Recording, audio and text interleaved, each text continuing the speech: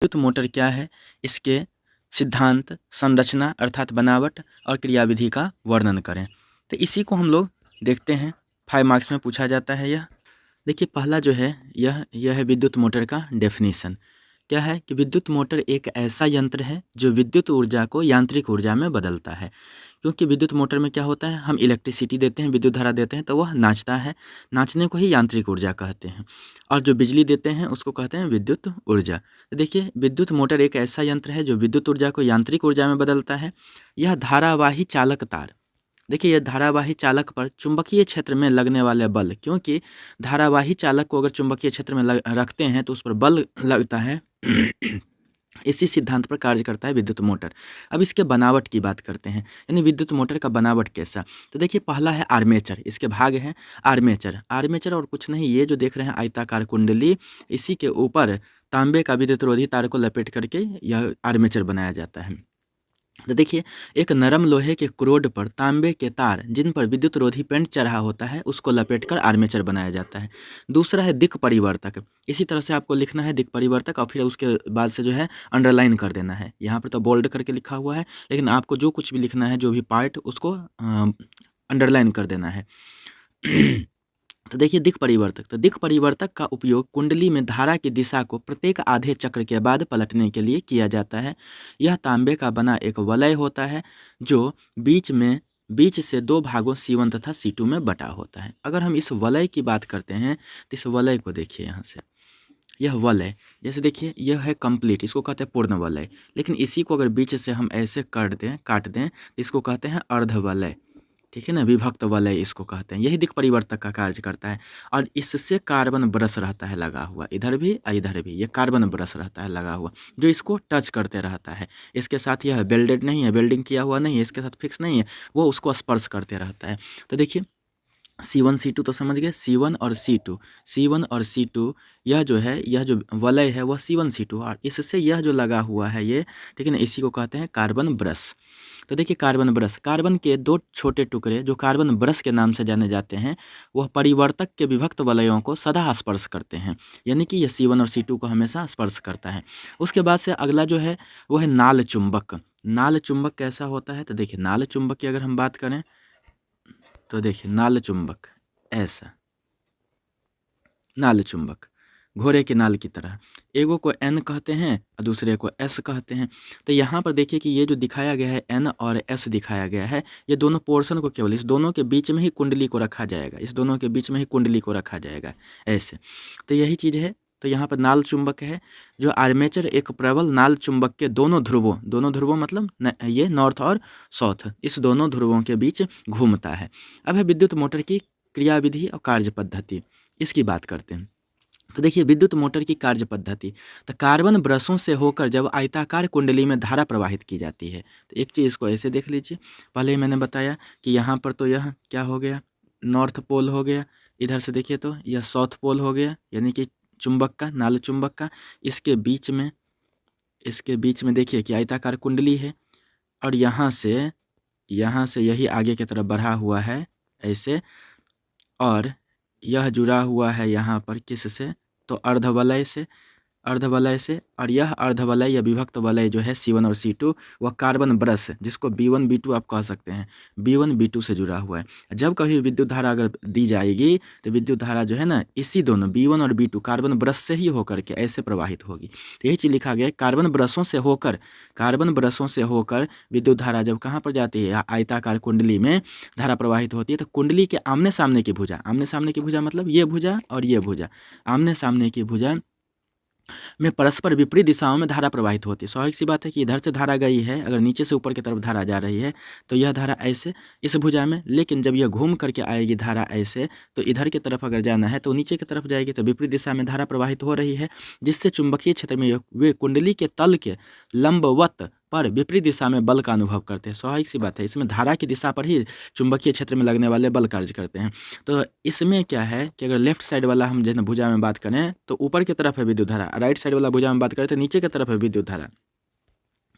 तो इस तरह से यहाँ पर क्या है कि इस दोनों इस दोनों भुजाओं पर बल भी अलग अलग दिशाओं में लगेंगे। एक बल अगर इस पर जो है इस भुजा पर नीचे की तरफ लगेगा तो इस पर ऊपर की तरफ लगेगा, इस भुजा पर। वही आयताकार कुंडली के भुजाओं पर 2 बल युग्म कार्य करते हैं। तो इस तरह से बना बल युग्म कुंडली को अपने अक्ष पर घूर्णित कराता है, यानी घुमाता है, उसको रोटेट कराता है। जब कुंडली में 180 डिग्री का घूर्णन पैदा हो जाता है तो उसकी दोनों भुजाओं का विनिमय हो जाता है। विनिमय मतलब क्या? जो राइट साइड में था वो लेफ्ट साइड में हो जाता है, जो लेफ्ट साइड में था वो राइट साइड में हो जाता है 180 डिग्री घूमने के बाद, जिससे C1 तथा C2 का संपर्क कार्बन ब्रशों से बदल जाता है। पहले जो C1 जो था वलय वह B1 से मिल रहा था और C2 जो है B2 से। अब क्या हो गया, एक बार जो है ना वो पलट गया, तो जिसकी वजह से B2 से मिलने वाली जो भुजाएं थी, मतलब जो वलय था वह B1 से मिलने लगेगा, अब B1 वाला B2 से मिलने लगेगा। कहने का मतलब क्या, C2 जिसको हम कह रहे थे वलय, वह B1 के साथ मिलने लगेगा। कब? 180 डिग्री का घूर्णन के बाद से। तो यही चीज़ लिखा गया, जिससे C1 तथा C2 का संपर्क कार्बन ब्रशों से बदल जाता है। इस कारण अभी भी कुंडली से धारा का प्रवाह पूर्व की तरह बना रहता है, क्योंकि धारा तो प्रवाहित हो रही कार्बन ब्रश से। और एक बार जब यह घूमा तो फिर से क्या है कि अगला वलय फिर इसके तरफ आ गया, B1 के पास आ गया, तो उस वलय से होकर के फिर से जो है कुंडली में जो धारा प्रवाहित होने लगती है। कहने का मतलब धारा प्रवाह का जो है कंटिन्यूटी जो है वह कभी कम नहीं होता है, वो लगातार बना रहता है, जिससे कुंडली की घूर्णन गति पूर्व की तरह ही रहती है। इस प्रकार स्रोत से धारा मिलते रहने पर कुंडली लगातार घूमती रहती है और उसकी धुरी से किसी यंत्र को जोड़कर यांत्रिक ऊर्जा प्राप्त कर सकते हैं। यानी कुंडली घूमते रहेगी, यही जो कुंडली है वो घूमती रहेगी, और यहीं पर देखिए कि यहाँ पर यही क्या है, ध्रुव है। ये लगातार जो है ना इस तरह से अगर ये घूमते रहे, इस तरह से अगर यह घूमते रहे, अब क्या है कि इसी पर जो है ना इसी पर फीता लगा करके लोग जो है ना मोटर चला लेता है। इसके बाद से जो है ना ये आटा का चक्की होता है, तमाम तरह की चीज़ें इस पर फीता लगा करके जो है ना घुमा सकता है। तो इस तरह से यहाँ पर हम देख लिए कि यह जो है विद्युत मोटर के बारे में जानकारी। अब हमारे पास क्वेश्चन है कि डायनेमो या विद्युत जनित्र क्या है, इसकी संरचना, सिद्धांत और क्रियाविधि का वर्णन करें। देखिए, विद्युत जनित्र, यह है विद्युत जनित्र, इलेक्ट्रिक जनरेटर चाहे डायनेमो कह सकते हैं। तो विद्युत जनित्र में क्या होता है, नचाते हैं तो विद्युत धारा देता है। मोटर क्या था, विद्युत धारा देते हैं तो वो नाचता है, जबकि विद्युत जनित्र क्या है, जब उसे नचाते हैं तो घुमाते हैं तो वह विद्युत धारा देता है। ठीक है, तो विद्युत जनित्र क्या है, तो वह युक्ति या यंत्र जो यांत्रिक ऊर्जा को घुमाते हैं उसको यांत्रिक ऊर्जा कहते हैं, जो यांत्रिक ऊर्जा को विद्युत ऊर्जा में परिवर्तित करता है, विद्युत जनित्र या डायनेमो कहलाता है। अब इसके सिद्धांत की बात करें, किस सिद्धांत पर कार्य करता है विद्युत जनित्र, तो विद्युत जनित्र विद्युत चुंबकीय प्रेरण के सिद्धांत पर कार्य करता है। विद्युत चुंबकीय प्रेरण किसको कहते हैं, तो देखिए, चुंबक और कुंडली के आपेक्षिक गति के कारण कुंडली में विद्युत धारा प्रेरित होती है, यानी प्रेरित विद्युत धारा उत्पन्न होती है। इसी प्रभाव को विद्युत चुंबकीय प्रेरण या इसी घटना को विद्युत चुंबकीय प्रेरण कहते हैं। यह भी इंपॉर्टेंट क्वेश्चन है, विद्युत चुंबकीय प्रेरण किसे कहते हैं। तो क्या हो जाएगा इसका विद्युत चुंबकीय प्रेरण का, कि चुंबक और कुंडली के आपेक्षिक गति के कारण, इसका मतलब क्या, चुंबकीय क्षेत्र में कुंडली को गति कराया जाए, चाहे फिर कुंडली को स्थिर रख करके चुंबक को गति कराया जाए, इसलिए कहा गया आपेक्षिक गति। चुंबक और कुंडली के आपेक्षिक गति के कारण कुंडली में विद्युत धारा प्रेरित होती है, जो गैल्वेनोमीटर के द्वारा पता चलता है। ठीक है, तो उसी को हम लोग क्या कहते हैं, तो उसको कहते हैं विद्युत चुंबकीय प्रेरण। तो ये इसी तरह से यहाँ पर विद्युत जनित्र जो है वो क्या है, तो विद्युत चुंबकीय प्रेरण के सिद्धांत पर कार्य करता है। अर्थात कुंडली को जब चुंबकीय क्षेत्र में घुमाया जाता है, अर्थात गति कराया जाता है, तो उस कुंडली में प्रेरित विद्युत धारा उत्पन्न होती है, चाहे विद्युत धारा प्रेरित होती है। इसी को हम लोग कहते हैं सिद्धांत विद्युत जनित्र का। अब है विद्युत जनित्र या डायनेमो का बनावट। तो देखिए, साधारण डायनेमो में एक शक्तिशाली नाल चुंबक होता है। नाल चुंबक का जिक्र तो हम लोग मोटर में भी किए। उसी नाल चुंबक का यह हिस्सा है N और S, ध्रुव है उसके, नॉर्थ पोल और साउथ पोल, उत्तर ध्रुव और दक्षिण ध्रुव। तो क्या है यहाँ कि साधारण डायनेमो में एक शक्तिशाली नाल चुंबक होता है, जिसे क्षेत्र चुंबक भी कहते हैं। क्षेत्र चुंबक के दोनों ध्रुवों के बीच क्षैतिज अक्ष पर घूर्णन करने वाली एक कुंडली होती है, जिसे आर्मेचर कहते हैं। यह मोटर में भी समझे थे। देखिए, मोटर और जनरेटर में लगभग सारा चीज़ सेम ही है, लेकिन मोटर में जहाँ पर होता था अर्धवलय, पूर्ण वलय होगा, जो यहाँ पर आप देख सकते हैं पूर्ण वलय। इसलिए R1 और R2 क्या है, पूर्ण वलय है। R फॉर रिंग, ठीक है, तो रिंग 1 रिंग 2 ये पूर्ण वलय है। यहाँ पर था यह अर्धवलय। अर्धवलय जो था, अर्धवलय दिक् परिवर्तक का कार्य करता है। ठीक है ना, विद्युत धारा की दिशाओं के परिवर्तन का, दिशा परिवर्तन का कार्य करता है। तो वही चीज़ है कि यहाँ पर जो है जिसे आर्मेचर कहते हैं। आर्मेचर में कुंडली के अनेक फेरे होते हैं जो नर्म लोहे के पहिए या फिर प्लेट पर लिपटे होते हैं। इसे आर्मेचर का क्रोड कहते हैं। आर्मेचर के तार का छोर पीतल के वलयों से ढके रहते हैं। देखिए आर्मेचर का यहाँ पर जो देख रहे हैं ये वाला जो पोर्शन है, ये वाला इधर से ये ऐसे आया और यहाँ पर ये इधर से आया, वो किससे ढके रहते हैं? वो जो दो रिंग है R1 और R2 उससे जो है ना ढके रहते हैं। इन वलयों से कार्बन की पत्तियां हल्का स्पर्श करती है। कार्बन की पत्तियां मतलब कार्बन ब्रश। जैसे यहाँ पर B1 और B2 की हम बात करते थे, B1 और B2 क्या है? यहाँ से वही कार्बन ब्रश है जो यहाँ पर यह पूर्ण वलय को स्पर्श करता है। मोटर में अर्ध वलय को स्पर्श करता था कार्बन ब्रश, तो उसी को कहा गया कि ये कार्बन की पत्तियां हैं जो हल्का स्पर्श करती है। इन पत्तियों को ब्रश कहा जाता है। परिपथ को इन्हीं ब्रश में लगे पेंचों से जोड़ दिया जाता है, यानी नट से कस दिया जाता है।